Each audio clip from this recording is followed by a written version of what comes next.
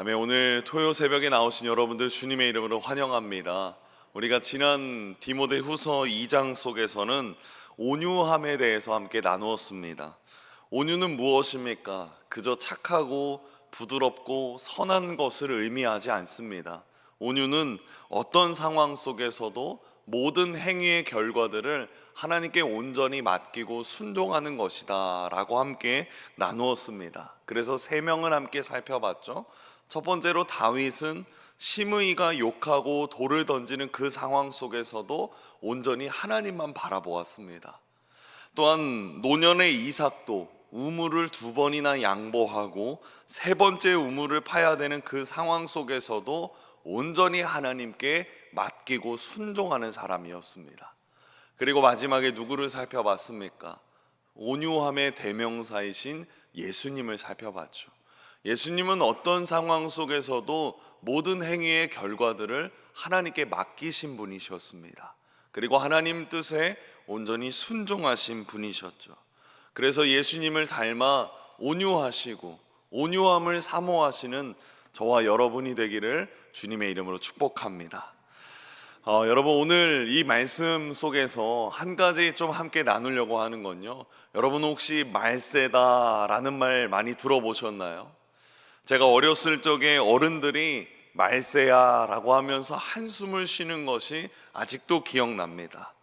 그러면 항상 등장하는 것은 뉴스에서 등장하는 생각하기도 싫은 끔찍한 범죄들을 보았을 때 참 말세다라는 이야기를 어른들이 참 많이 하셨던 것 같습니다. 상식을 벗어나는 사건들, 사람으로서 도저히 할 수 없는 어떤 짓들을 보면 참 세상이 정말 이상해지고 있구나, 이렇게 생각할 수 있죠. 오늘 이 말씀 속에서도 말세가 등장합니다. 이 말세를 제가 국어사전에서 먼저 찾아봤는데요, 이 말세를 어떻게 말하냐면 세상이 혼탁해져서 정치와 도덕과 풍속이 쇠퇴하고 악법이 성행하고 정의가 사라지는 시기를 말세라고 말하죠. 그런데 우리는 이것을 사전에서만 찾아볼 뿐만 아니라 정말 그 사전 중의 사전인 성경에서도 찾아봐야 되겠죠. 성경에서 말세를 어떻게 말하는가, 성경 사전을 찾아보니까요, 성경에서 말하는 말세는 마지막 날들이라고 말합니다. 그래서 특정한 한 날을 가리키는 것이 아니라 기간을 말하죠. 이 기간이 어떤 기간입니까? 예수님이 다시 오실 때까지의 기간을 말하는 것입니다. 그래서 말세가 어느 정도의 기간이다라는 것은 우리는 사실 정확하게 알 수는 없습니다. 그러나 그때가 언제인지 모른다고 해서 우리는 걱정할 필요가 없죠. 왜냐하면 마태복음 24장 13절에 예수님은 이렇게 말씀하셨습니다. 그러나 끝까지 견디는 자는 구원을 얻으리라. 여러분, 우리는 어떤 자들입니까? 우리는 주님이 오실 날을 믿는 자들입니다. 그러므로 주님이 언제 오시는지는 모르지만 그것이 우리에게 두려움이 될 수 있는 것은 아닙니다. 왜냐하면 주님은 반드시 오실 것이고 우리는 그 주님을 기다릴 것이고 우리는 그저 주님이 말씀하신 말씀대로 살면 되기 때문입니다. 디모데도 마찬가지입니다. 디모데도 이미 바울이 경고한 말세 속에서 살아가고 있는 사람이었습니다. 디모데에게 바울이 이렇게 명령하죠. 1절 말씀에 이렇게 말합니다. 우리 함께 합독합니다. 너는 이것을 알라, 말세에 고통하는 때가 이르러. 디모데를 향해서 말합니다. 너는 이것을 알아야 된다. 왜 그렇습니까? 늘 사명을 감당해야 되는 디모데는 반드시 알아야 되는 것이 하나 있다라고 말하는 거죠. 단지 이것은 디모데만이 아니라 주님을 기다리고 주님을 따르고 주님의 말씀대로 살기를 원하는 모든 자들에게 반드시 알아야 되는 것이다 라는 거죠. 그것이 무엇입니까? 1절 후반절 우리 함께 합독하겠습니다. 말세에 고통하는 때가 그렇습니다. 말세를 살아가는 우리가 이것을 알아야 되는데 그것은 무엇입니까? 말세는 고통하는 때라는 것입니다. 여기서 디모데 후서에 기록되어 있는 말세에 고통하는 때가 이르러 라는 것은 원어로 살펴봤을 때 두 가지의 문장입니다. 말세는 고통하는 때가 이른다라는 의미이죠. 그래서 이 고통하는 이라는 단어는 칼레포이라는 것입니다. 견디기 어렵고 다루기 어렵고 몹시 위험한 때가 말세다라는 거죠. 그래서 신약에서는 이 단어가 두 군데에서 나오는데, 한 곳은 우리가 아까 살펴본 본문이고요, 한 곳은 거라사인 광인에 대한 이야기에서 나옵니다. 마태복음 8장 28절 말씀, 우리 함께 처음부터 끝까지 합독하겠습니다. 또 예수님께서 건너편 가다라 지방에 가심에 귀신 들린 자들이 무덤 사이에서 나와 예수님을 만나니 그들은 몹시 사나워 아무도 그 길로 지나갈 수 없을 지경이더라. 그들은 몹시 어떻다고 말합니까? 사납다. 여기서도 똑같이 칼레포이라고 말하죠. 귀신 들린 사람은 야생동물처럼 사납습니다. 사슬로도 제어할 수 없었고요, 그래서 아무도 그 길로 지나갈 수 없는 지경에 이르게 되었다라고 말하죠. 그래서 마태는 이들을 묘사할 때 칼레포이라는 단어를 사용했습니다. 그래서 오늘 다시 본문으로 넘어와서요, 우리는 알 수 있고 알아야 되는 것은 말세는 어떤 때입니까? 고통하는 때라는 겁니다. 말세는 몹시 사나운 때고 위험한 시기이고 견디기 어려운 시대다라는 거죠. 그건 곧 무엇입니까? 우리는 그런 말세를 살아가고 있는 사람들입니다. 말세는 잠깐 고통스러워졌다가 괜찮아지는 것이 아니라 고통스러운 때가 계속 지속된다라는 것입니다. 지속될 뿐만 아니라 마지막에 어떻게 됩니까? 더 계속 나빠진다라는 것입니다. 내리는 비로 비유를 한다면요, 우리는 지금 맞고 있는 이 비, 잠깐 그치기를 기다리는 어떤 소나기가 아니라 말세는 언제 그칠지 모르는 장마와 같다라는 것입니다. 그러니 우리는 그 장마 속에서 어떻게 대처해야 됩니까? 하나님 말씀대로 이 장마 속에서 무너지지 않고 이 장마 속에서 피해를 보지 않도록 철저하게 대비해야 된다라는 것입니다. 우리는 그런 삶을 살아야 된다라는 거죠. 물론 교회 역사를 보면 훨씬 더 박해가 심하고 어려운 때가 있었다라고 말할 수 있습니다. 그때와 비교하면 지금은 그 정도의 죽음을 각오하는 박해의 시기는 아니지 않냐라고 말할 수 있습니다. 그러나 여러분, 이것은 육체적인 핍박에만 초점을 맞추면 그렇습니다. 하지만 우리가 말세에 있어서 고통이 되는 것, 육체에만 증명되지 않는다라는 거죠. 그러면 왜 말세가 고통스러운 때인가요? 왜 시간이 갈수록 어려워질까요? 이 질문의 대답은 이 다음 2절부터 5절 말씀에서 살펴볼 수 있습니다. 왜 바울은 말세가 고통스러운 때냐라고 말합니다. 2절에 이렇게 말하죠. 빨간색 부분 우리 합독합니다. 사람들이라고 말하죠. 우리가 사명을 감당해야 될 때 왜 고통스러우냐? 그것은 사람들 때문이라는 거죠. 어떤 사람들이냐? 이것은 19가지의 수식어들이 가리키는 사람들이라는 거죠. 2절부터 4절, 5절까지 19가지의 사람들이 등장합니다. 타락한 사람들, 악한 사람들, 죄의 본성을 따라 사는 사람들, 이 모든 사람들을 어떻게 말합니까? 고통을 받는 사람들, 진리를 떠난 사람들에 대해서 이야기하고 있는 것입니다. 그 죄의 목록이라고 말할 수 있는 19가지의 수식어를 우리가 함께 합독하기 이전에 우리 내용들을 다시 살펴보면, 첫 번째로 우리는 지금 말세를 살아가고 있습니다.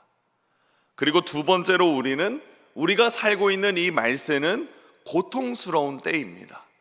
굉장히 몹시 사나운 때입니다. 그리고 마지막 세 번째는 말세에 그리스도인들이 고통받는 원인은 진리를 떠난 사람들 때문이라는 것입니다. 자, 이것을 어떻게 살펴볼 수 있냐면 2절과 4절 말씀 우리 함께 합독하면서 살펴보겠습니다. 합독합니다. 사람들이 자기를 사랑하며 돈을 사랑하며 자랑하며 교만하며 비방하며 부모를 거역하며 감사하지 아니하며 거룩하지 아니하며 무정하며 원통함을 풀지 아니하며 모함하며 절제하지 못하며 사나우며 선한 것을 좋아하지 아니하며 배신하며 조급하며 자만하며 쾌락을 사랑하기를 하나님 사랑하는 것보다 더하며.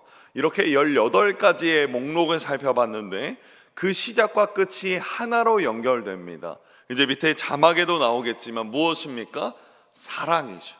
사랑으로 시작해서 사랑으로 끝나는 것입니다. 이것은 근데 사랑에 대한 대상이 잘못되었다라는 것을 의미합니다. 누구를 사랑합니까? 자기를 사랑합니다. 그리고 쾌락을 사랑할 때 하나님 사랑하는 것보다 더 사랑한다라는 거죠. 그것이 죄이고 고통의 원인이 되는 것입니다. 말세에 나타나는 사람들, 그 특징을 살펴보면 결국 하나님을 사랑하지 않는 증상에서 비롯된다라는 것입니다.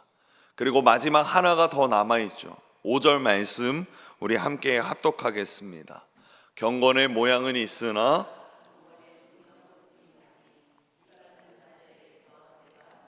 그렇습니다. 이 말세에 사람들에게 나타나는 마지막 특징은 외적인 경건의 모형은 있지만 내적인 경건의 능력은 부인한다라는 것입니다. 예를 들어서 많은 사람들이 교회를 다니고 예배에 참석합니다. 기도를 드리고 하나님 앞에 찬송을 부르며 아멘이라고 힘차게 응답합니다. 겉으로 볼 땐 괜찮아 보이죠. 아주 신실하게 들려 보입니다. 하지만 실상은 아니라라는 것입니다. 교회에서의 모습과 실제 그들의 삶의 모습이 다르다라는 것입니다. 그 속이 비어있고 생명이 없다라는 것입니다. 오늘날 많은 사람에게서 이런 열매 없는 사람들의 모습을 보게 됩니다. 실속 없는 과대 포장처럼 겉과 속이 다르다라는 거죠. 그러나 여러분, 진짜는 참된 신앙의 모습은 모양과 능력을 구분하지 않습니다. 모양을 무시하지도 않고요, 능력을 부인하지도 않습니다. 진짜이고 참된 신앙의 마음에서 우러나오고 겉으로 표현되며 삶으로 살아간다라는 거죠. 그러면 우리는 이들에게서 어떻게 해야 되는지 5절을 후반절을 함께 합독하겠습니다. 이 같은 자들에게서 내가 돌아서라. 그렇습니다. 우리는 가짜로부터 돌아서야 합니다. 거짓 교훈들로부터 돌아서야 된다라는 것입니다. 반드시 마음으로 거리를 두고 살아가야 된다라는 거죠. 그런데 만약 이렇게 하지 않는다면 어떻게 되는지 6절과 7절 말씀에 바울은 실제 예를 들어서 이렇게 설명합니다. 우리 함께 6절 7절 합독하겠습니다. 그들 중에 남의 집에 가만히 들어가 어리석은 여자를 유인하는 자들이 있으니 그 여자는 죄를 중히 지고 여러 가지 욕심에 끌린 바 되어 항상 배우나 끝내 진리의 지식에 이를 수 없느니라. 거짓 교사들은 교묘하게 사람들을 유인합니다. 다른 사람들이 눈치채지 못하도록 교묘하게 움직이죠. 이들의 목표는 누구입니까? 어리석은 자들이라는 겁니다. 여기서 어리석음의 대상을 여성으로 나타내고 있습니다. 그래서 귀나이 카리아, 이것은 여성 명사로서 여성에 대한 이야기를 하고 있죠. 당시 대부분의 여성들은 사회활동이나 경제활동들을 할 수 없었습니다. 이렇게 활동이 제한된 사람들을 여성으로 보았기 때문에 여자다라고 기록되어 있지만, 여러분, 이것을 정확하게 알기 위해서 정확한 해석을 더하려면 이것은 여성으로 국한되는 것이 아니라 어리석은 사람들의 부류로 보셔야 됩니다. 왜냐하면 아까도 말씀드렸다시피 당시에 여성들이 경제적인 활동이나 사회 활동을 하지 못했습니다. 그러면 오늘날로 보자면 오늘날 경제적인 활동이나 사회 활동을 하지 못하는 사람들을 보았을 때 이것은 어리석은 부류의 사람들로 보아야 된다라는 거죠. 그런데 이 사람들이 어리석은 이유는 무엇입니까? 거짓 교사들이 이들을 노리고 있었다라는 것입니다. 이들의 믿음, 이들의 행동, 이들의 생각, 그 모든 것을 거짓 교훈들로 바꾸었기 때문입니다. 그래서 열심히 배우지만 끝내 진리에 이를 수 없다라고 고백하는 것입니다. 그러나 우리는 이 같은 자들에게서 어떻게 해야 됩니까? 돌아서야 합니다. 8절과 9절 말씀, 그들이 어떤 사람인지 이렇게 말합니다. 우리 빨간 부분만 합독하겠습니다. 그 마음이 부패한 자요 믿음에 관하여 버림받은 자들이라. 8절에 이렇게 말하죠. 그 마음이 부패한 자다. 그리고 이들은 믿음에 관하여 버림받은 자들이다. 거짓 교사들의 마음은 부패되었습니다. 이들의 믿음은 버림받은 자들과 같다라는 겁니다. 여러분, 마음은 어떤 곳입니까? 마음은 주님께서 역사하시는 곳입니다. 그런데 마음 안에 죄가 가득하다면, 마음 안에 거짓이 가득하다면 주님이 어디에 거하실 수 있겠습니까? 거짓 교사들은 마음이 부패된 자들이고 마음이 완전히 파괴된 자들입니다. 주님이 거하실 곳조차 하나 없고 주님이 앉으실 곳조차 하나도 없는 죄와 거짓이 만연한 사람들이 거짓 교사들이라는 거죠. 그러니 하나님으로부터 버림받은 상태가 되는 것입니다. 여러분, 하나님으로부터 버림받은 자들은요, 늘 영혼의 불편함을 달고 사는 자들입니다. 마치 영혼을 병들게 하는 곰팡이를 달고 사는 사람들과 같다라는 거죠. 여러분, 사람이 곰팡이 속에 오래 있으면 어떻게 되는지 아십니까? 몸에 해로운 곰팡이는 호흡기 질환을 일으키고 그리고 피부 질환을 일으킵니다. 그래서 더 심할 경우에는 천식을 일으키고 아토피 질환을 유발하기도 하죠. 당장에는 곰팡이가 사람을 죽일 수 없을 수 있습니다. 못할 수도 있습니다. 그러나 서서히 병들게 하고 질병을 통해서 삶을 꽤나 고통스럽게 만들 수 있죠. 이와 같이 거짓 교훈을 따라가는 자들, 그들의 삶은 고통스럽습니다. 그리고 이 모든 것들이 드러나게 되어 있죠. 사랑하는 성도 여러분, 우리는 이러한 말세를 살고 있는 자들입니다. 이 말세 속에서 분명히 고통하고 사나운 때가 분명히 찾아올 것입니다. 그때에 우리는 진리를 붙잡아야 되는 줄 믿습니다. 그리고 고통으로부터, 그 말세로부터, 그리고 거짓 교훈들로부터 뒤돌아서고 돌아서는 저와 여러분이 되기를 축복합니다. 말씀을 맺겠습니다. 오늘 이 말씀에 대해서 나누고 또 말씀을 읽으면서 베드로전서가 생각났습니다. 베드로전서 2장 21절 말씀, 이 말씀을 함께 합독하겠습니다. 이를 위하여 너희가 부르심을 받았으니 너희에게 본을 끼쳐 그 자취를 따라오게 하려 하셨느니라. 이를 위하여 너희가 부르심을 받았으니, 베드로는 이제 말세를 살아가는 그리스도인들, 고난 속에 있는 그리스도인들을 향해 말합니다. 그리스도도 너희를 위하여 고난을 받으사 너희에게 본을 끼쳐 그 자취를 따라오게 하려 하셨느니라. 예수님이 고난 중에도 인내하여서 하나님의 뜻을 따라간 것처럼 주님을 믿고 따르는 저와 여러분도 모두 예수님을 본받기를 소망합니다. 여기서 본받다, 이것은 비메오마이라는 원어인데 베끼다라는 것입니다. 이 삶을 베낀다라는 의미이죠. 우리가 예수님의 삶을 본받는 것은 곧 예수님의 삶을 베끼는 것과 같습니다. 자녀가 부모를 닮는 것처럼 우리 역시 주님을 닮아가는 삶을 살아가야 되는 것입니다.